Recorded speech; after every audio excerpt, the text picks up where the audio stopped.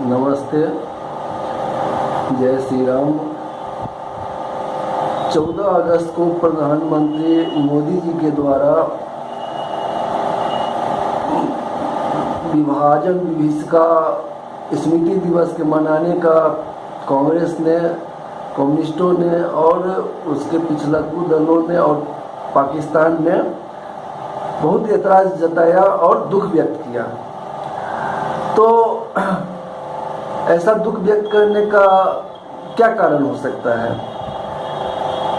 यह तो और कारण स्पष्ट है कि उनके पेट में दर्द होगा ही, क्योंकि 1947 से लेकर के वह अभी तक कभी भी इसको त्रासदी के रूप में नहीं लिया और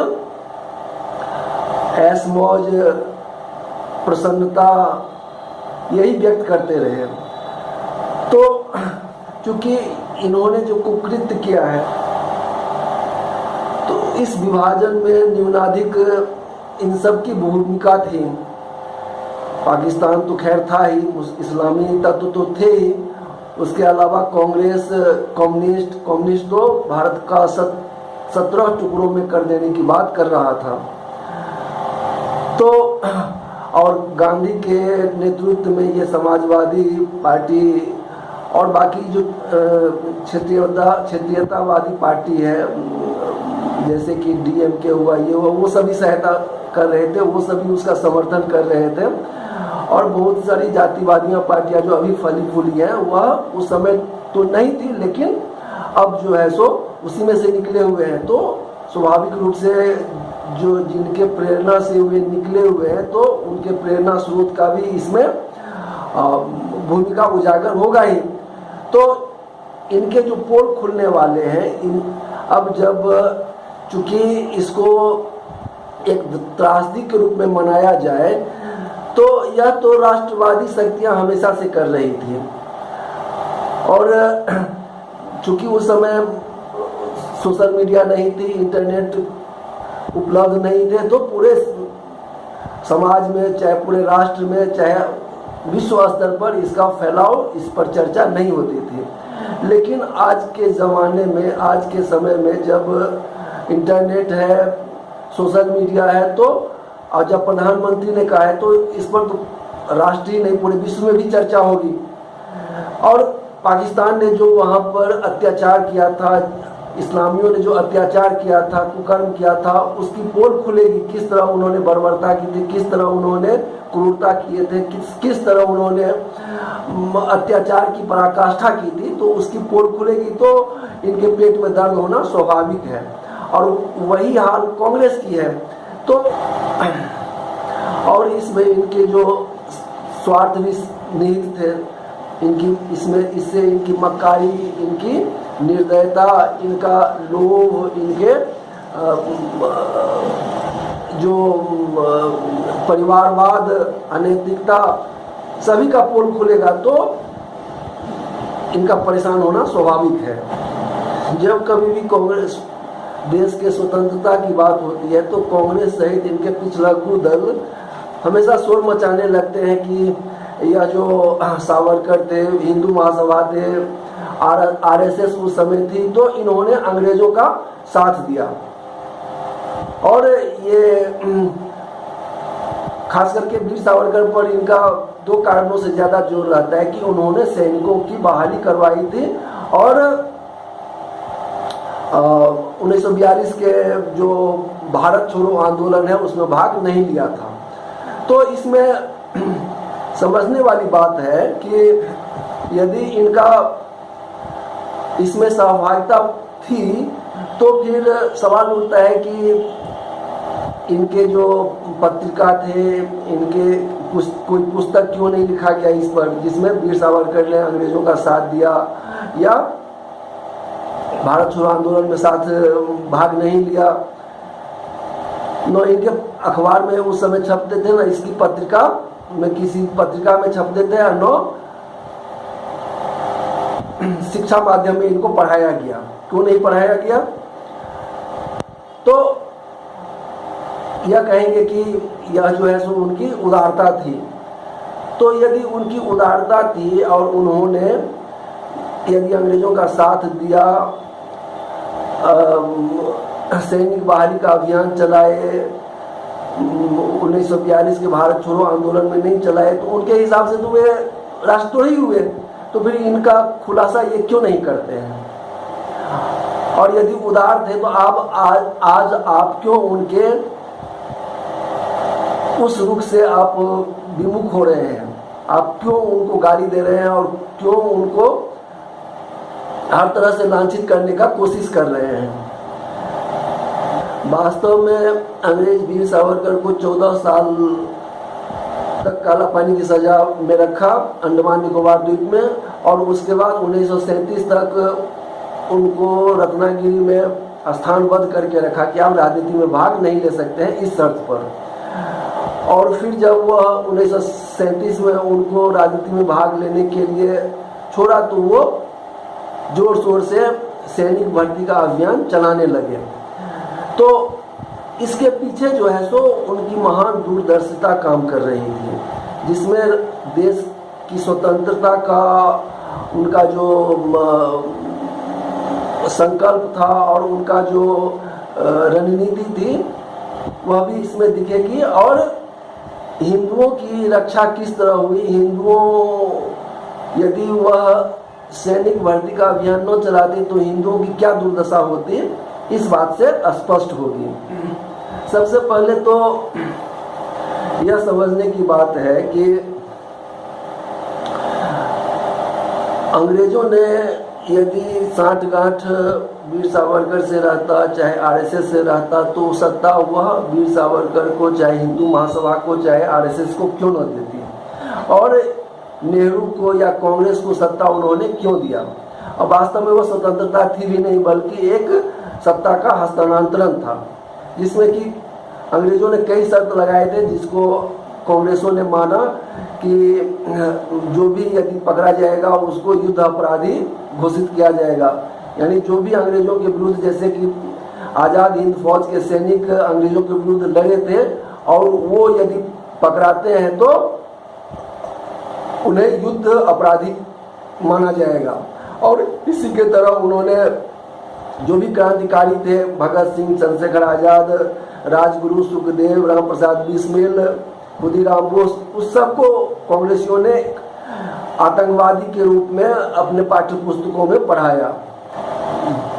उसमें जब लाखों की संख्या में हिंदू मारे जा रहे थे, लगभग 40-50 लाख हिंदुओं को काटा गया मुस्लिमों के द्वारा, लाखों स्त्रियों को बलात्कार किया गया, लाखों स्त्रियों को नग्न करके रैलियां निकाली गई लाहौर में, कराची में, लाखों स्त्रियों को बेचा गया, नीलाम किया गया, करोड़ों को धर्म परिवर्तित कराया गया और करोड़ों को स्थानांतरित होना पड़ा अपने घर से।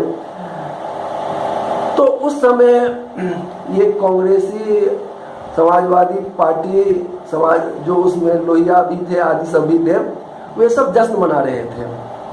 कितने शर्म की बात है कि किसी का भाई मारा गया, किसी का बहन मारी गई, किसी की बहन की इज्जत लूटी गई, किसी का बेटा खत्म हो गया, किसी की बेटी खत्म हो गई, किसी के पिता खत्म हो गए, किसी के माता खत्म हो गए। सारे भारत में लूट पीट कर आए हुए थे, रहने की जगह नहीं थी, एकदम कंगाल बन करके आए हुए थे, भयानक दुर्दशा उनकी की हुई थी। ट्रेन के ट्रेन काट करके लाशों से भर करके भारत भेजा जा रहा था। तब ये नेहरू लाल किला पर जाकर के जश्न मना रहा था। तो यह इसकी निष्ठुरता की, हृदयहीनता की, संवेदनहीनता की, क्रूरता की, अमानवीयता की, शैतानियत की पराकाष्ठा है। जब माँ बहनों को इस तरह प्रताड़ित किया जा रहा हो, बलात्कार किया जा रहा हो, उनके इज्जत को लूटा जा रहा हो, और तब वहाँ पर इस तरह जश्न मनाना और उसको पूरी तरह से अनदेखा कर देना। खुद तो ये राजमहल में ऐश कर रहे थे, लेकिन वे जो कि उनका उसमें कोई दोष नहीं था, कोई उनका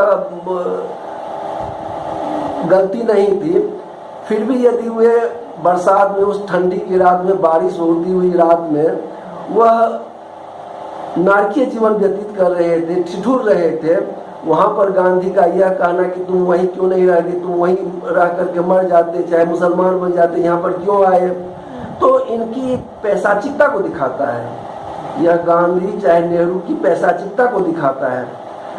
और उस त्रासदी को भूल करके, उस भयानक विभीषिका को भूल करके यह जश्न मना रहे थे, ऐश कर रहे थे। यह कितनी नीचता की बात थी। यदि तब इन कांग्रेसियों को, कम्युनिस्टों को, समाजवादियों को दुख नहीं हुआ था, तो अब क्या दुख होगा। और यदि अब वह दुख का प्रकटीकरण करते हैं तो जनता तो इनका मजाक क्यों रहेगी, इन पर हंसेगी ही। जो इतने दिन तक तो तुम ऐश मौज करते रहते, अभी जो तुम दिखा रहे हो या तुम्हारी घरियाली आंसू है, तुम्हारा पाखंड ही है। तो इसलिए भी इनका जो परेशान होना, उद्विग्न होना, क्रोध व्यक्त करना स्वाभाविक बात है। और इनके अनुसार यदि सावरकर की हिंदू महासभा की, आरएसएस की इसमें सहभागिता थी, संलिप्तता थी, तो ये उनका उसको पोल क्यों नहीं खोलते हैं, उस समय क्यों नहीं खोले, उन्होंने इस पर कोई पुस्तक क्यों नहीं लिखी, उन्होंने उनको एक्सपोज क्यों नहीं किया, लेख क्यों नहीं लिखे। तो यह स्पष्ट है कि उनका जो उस समय जो मनोस्थिति थी, वह जानता था कि इसमें सारी जो विभाजन हुआ है उसमें उन्हीं का संलिप्तता था, वही कारण थे। तो उनकी यह जो अपराध बोध था, उनको इस तरह सोचने का अवसर ही नहीं दिया। और वो उसके बाद जो है सो अपने पाखंड में लगे रहे। लेकिन जब लगातार यह बात पूछी जाती रही, अब जब सोशल मीडिया के दौर में यह बात अब खुल कर के आ रही है और सभी जगह प्रश्न पूछा जा रहा है, तो यह बेशर्मी से नीचता का हद तक जाकर के यह दिखाने का कोशिश कर रहे हैं और उल्टा आरोप लगा रहे हैं कि सावरकर जी ने, चाहे आरएसएस ने, चाहे हिंदू महासभा ने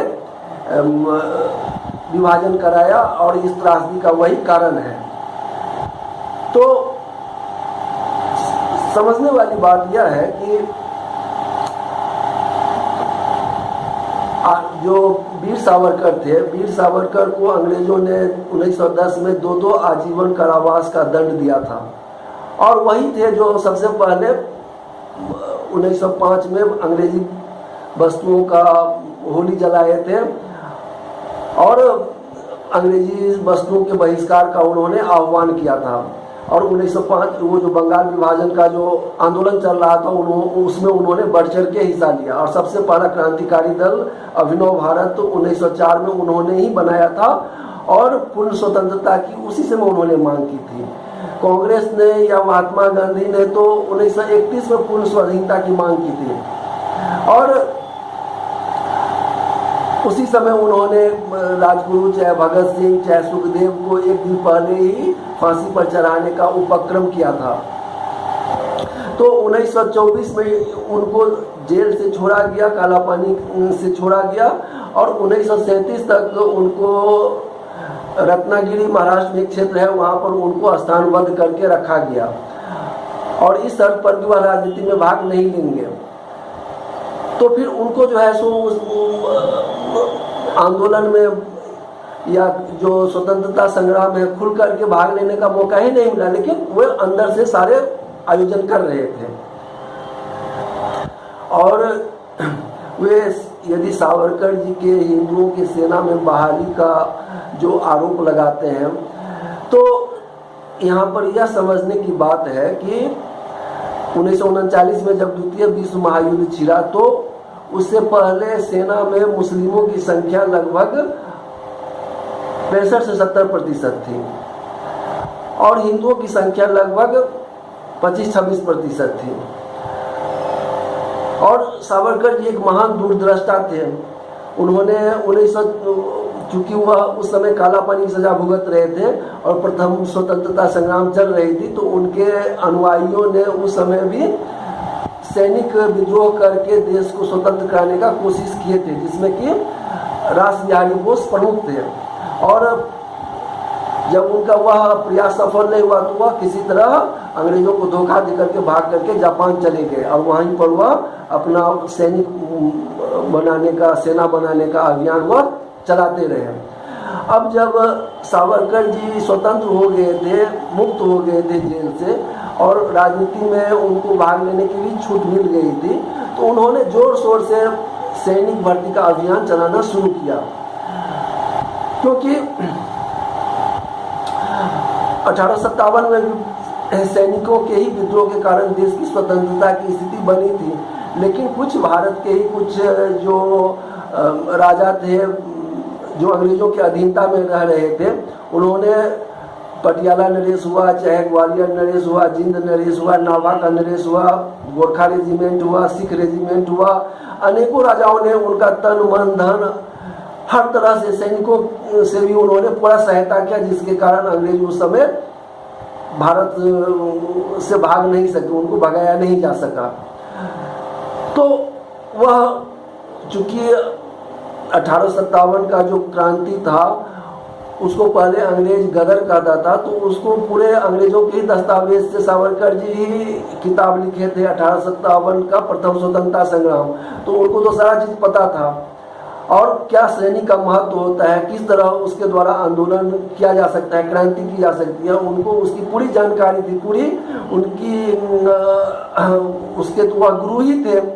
तो अब 1939 में जब द्वितीय विश्व महायुद्ध सन्निकट दिख रही थी, अवश्यंभावी दिख रही थी, और जब मुसलमानों की संख्या लगभग 65 से 70% थी, तो इनका दिमाग खराब हो गया सावरकर जी का कि यदि इतनी इनकी संख्या है और यदि अंग्रेज सेकेंड वर्ल्ड वॉर के बाद उसको भारत छोड़ना अवश्यंभावी हो जाएगा, तो सैनिकों की संख्या उसमें उतनी रहेगी।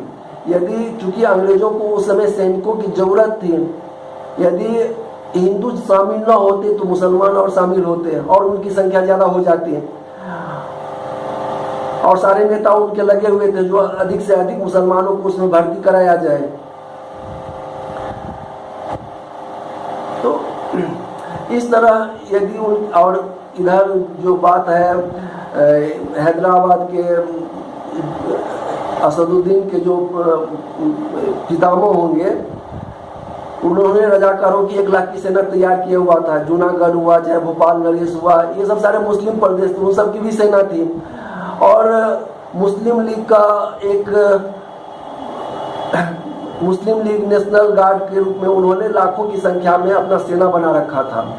तो और वैसे भी मुसलमान क्रूर होते हैं, उनकी जिहादी मानसिकता के आधार पर हिंसात्मक रूप से और भी वह खतरनाक हो जाते हैं। सभी एक तरह से उनके जिहादी सैनिक होते हैं, कुरान के अनुसार ही वे जिहादी सैनिक होते हैं।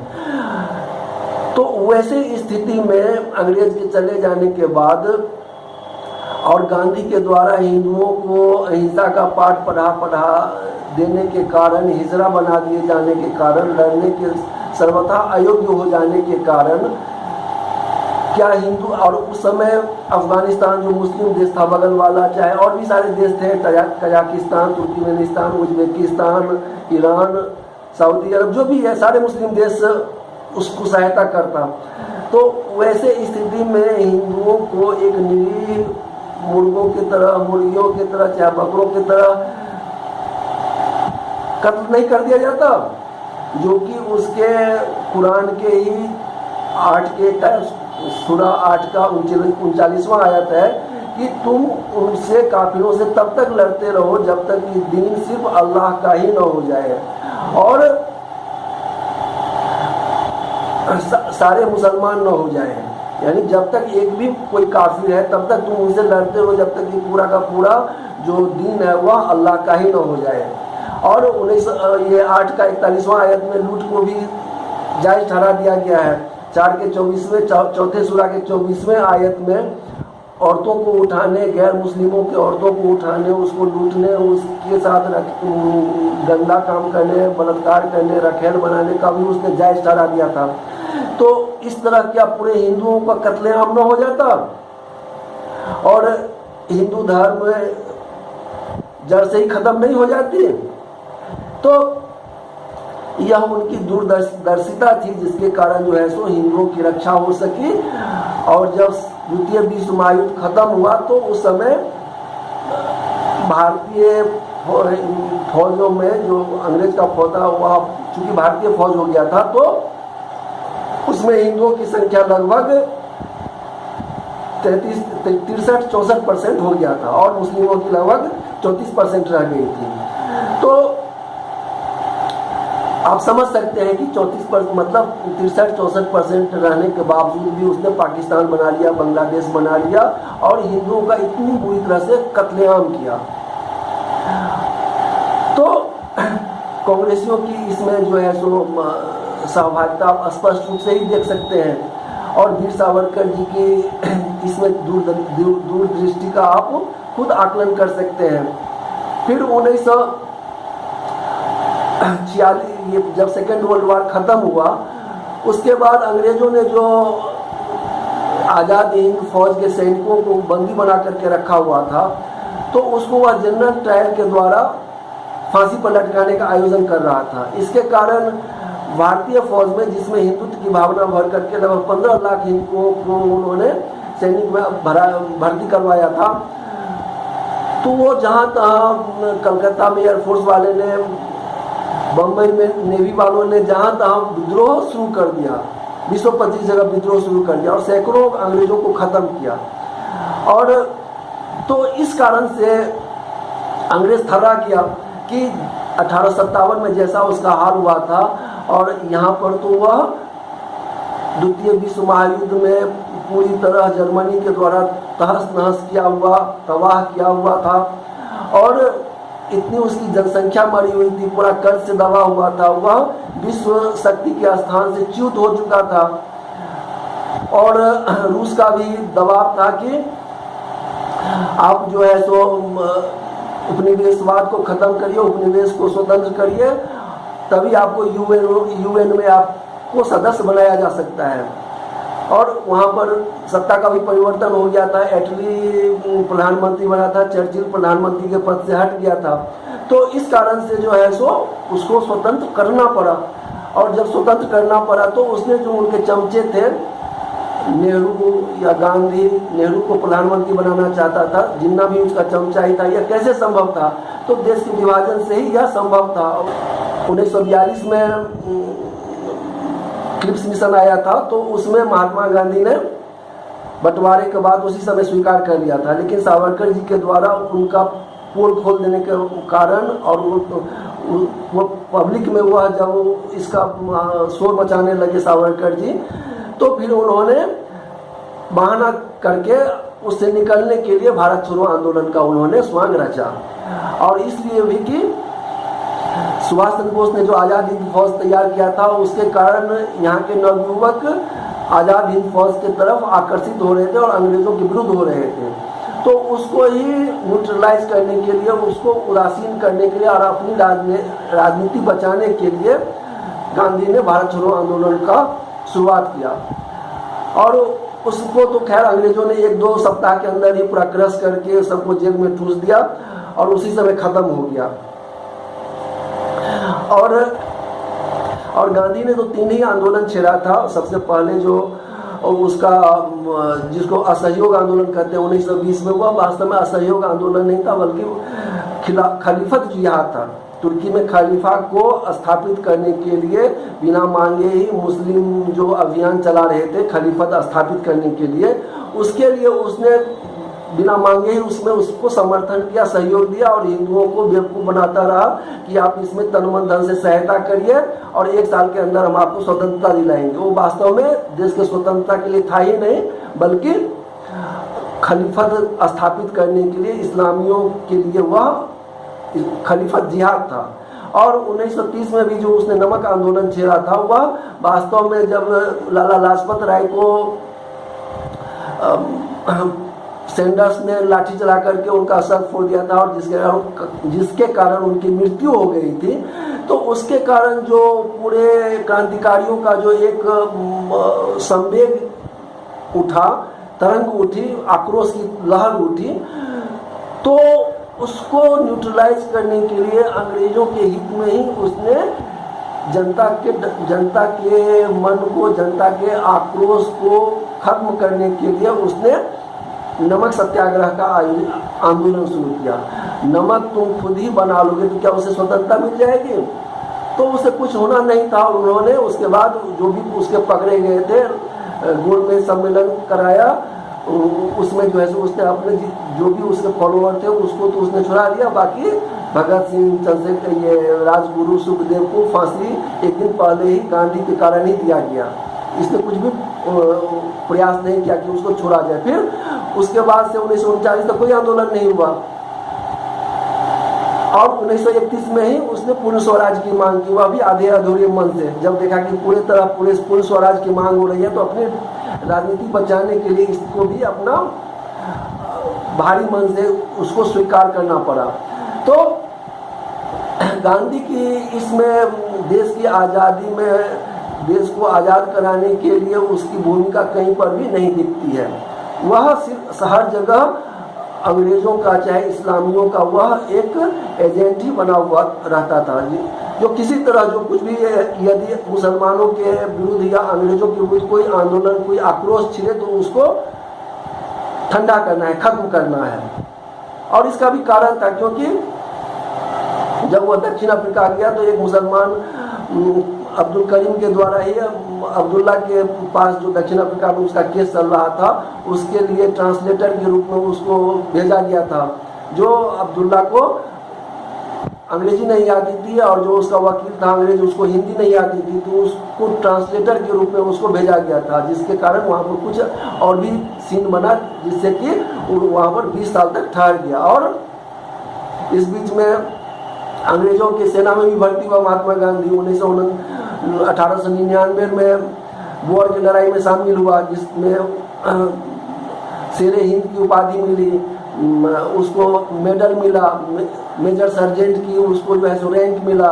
1906 में जुल्लू की लड़ाई में अंग्रेजों की तरफ से अंग्रेजों के लिए लड़ा, शामिल हुआ उसमें। फिर प्रथम विश्व महायुद्ध में भी करके 28 जुलाई 1914 को प्रथम विश्व महायुद्ध छिड़ा। 6 अगस्त 1914 को वह इंग्लैंड पहुंच गया दक्षिण अफ्रीका से कि मैं आपका बिना शर्त समर्थन करूंगा। तो अंग्रेज ने उसे 5 महीने का ट्रेनिंग दिया। फिर जनवरी 1915 में उसको भारत भेजा और यहाँ पर 2.5 साल तक अंग्रेजों के लिए सैनिक भर्ती का अभियान चलाया, जो कि अपने को अहिंसा का पुजारी करता था।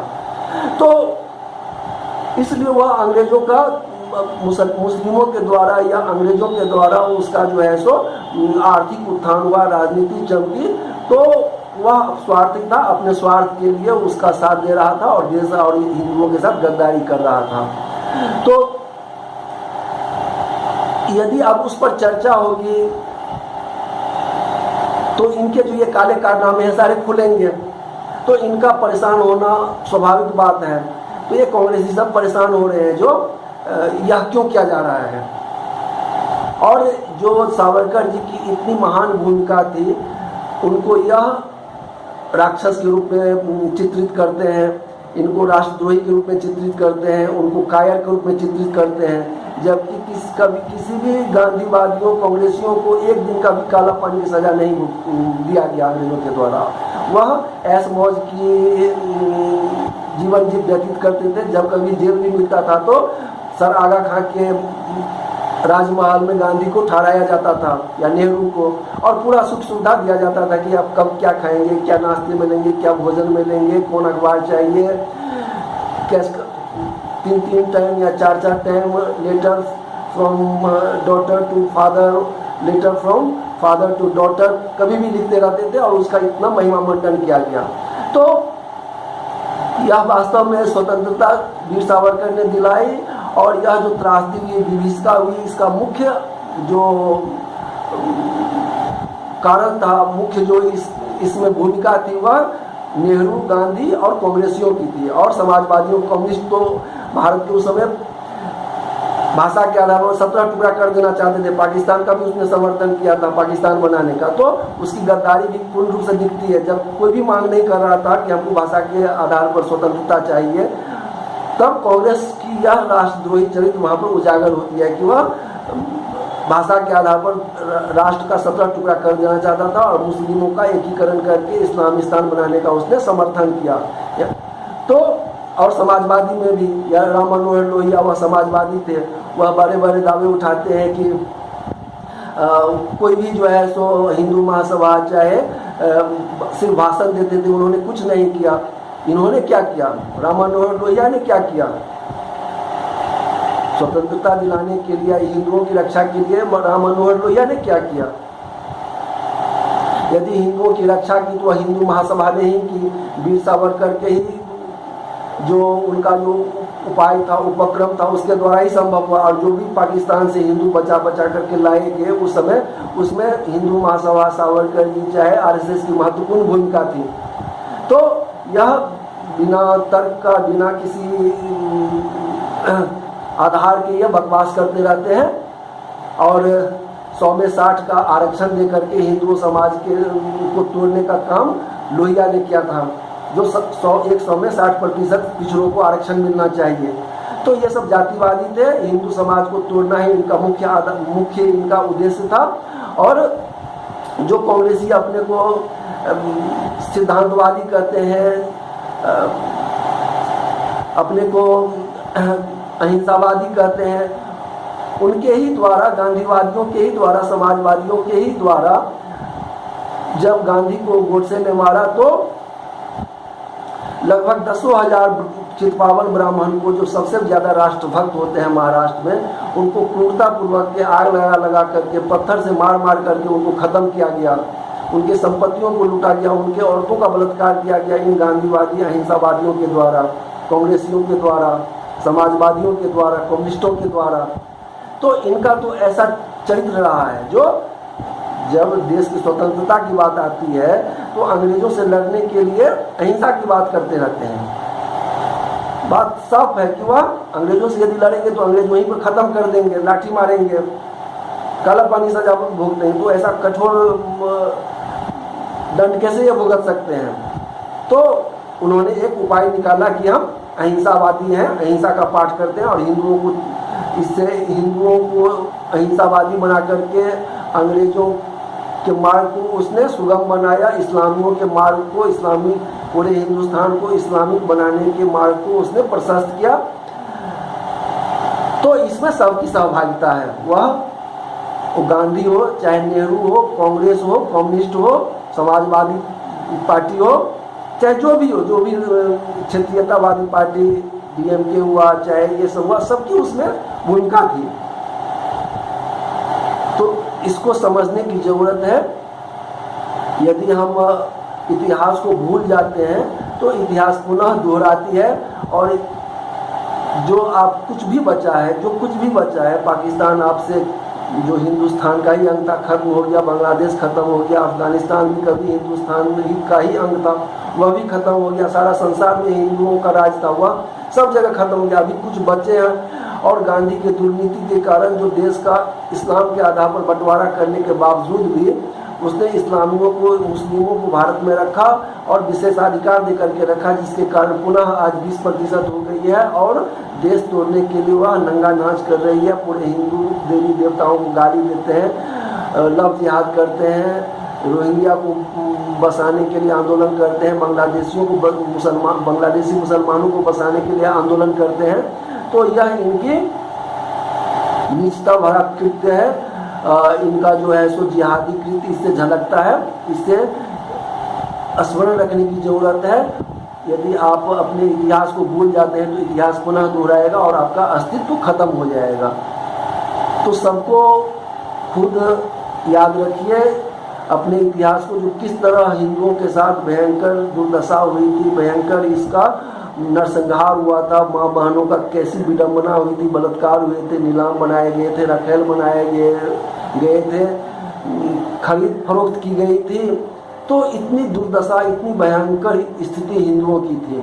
तो इसे खुद याद रखें, पूरे समाज को जागृत करें इस्लाम के बारे में, इस्लाम की जो पैशाचिकता है उसके बारे में संसार को, अपने हिंदू समाज को खास करके समझाएं। यदि आप दुश्मन को नहीं समझते हैं, दुश्मन के बारे में आपको पता नहीं है, तो फिर आप कभी भी आप सुरक्षित नहीं रह सकते हैं, आपका खात्मा निश्चित है।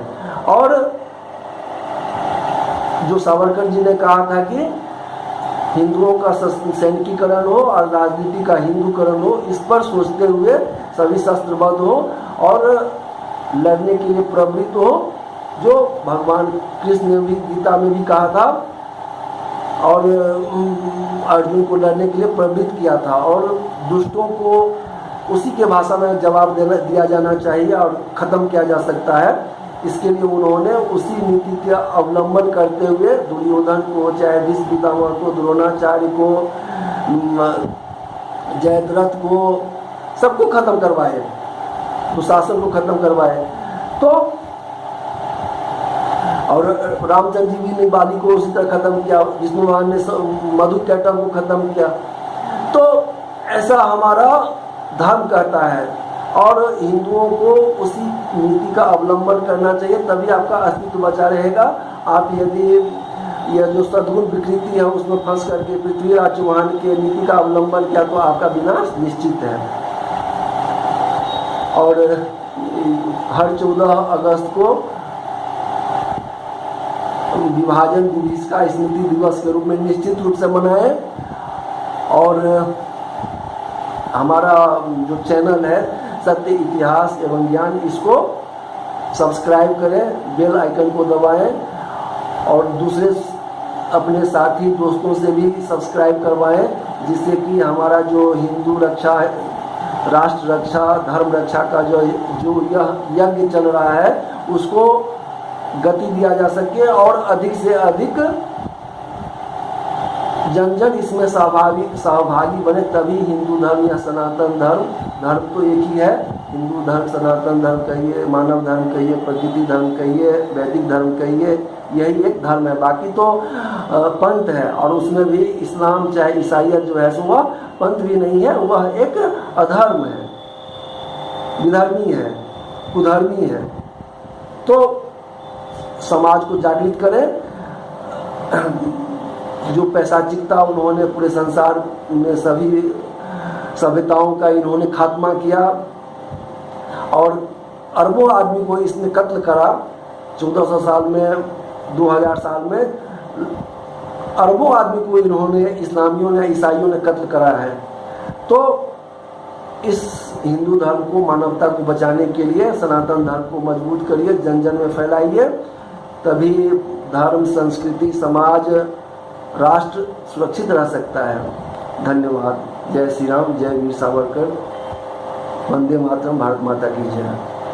नमस्कार।